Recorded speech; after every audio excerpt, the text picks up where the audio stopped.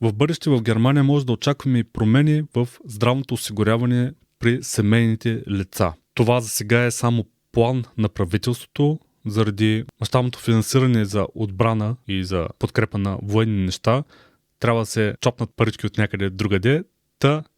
Правителството за сега планува, но още не е прието, че когато в семейството има един работещ, той вече няма да осигурява автоматично и другия чрез неговата здравна осигуровка, а другия, който не работи, ще трябва да плаща 2,5% от брутната заплата на работещия, за да бъде осигурен. Планът, който предвижда тази промяна, прави изключение за семейства с деца под 7 години, също така и за болногледачи и пенсионери. Както казах, това още не е прието, не е потвърдено, но се обсъжда да стане, както и увеличението на минималното заплащане на част от 2027 също не е 100% сигурно. Това с времето ще видим дали ще стане. Вие ако знаете някакви конкретни неща, които ще променят живота в Германия, пишете ги в коментарите, така че да са полезни за другите.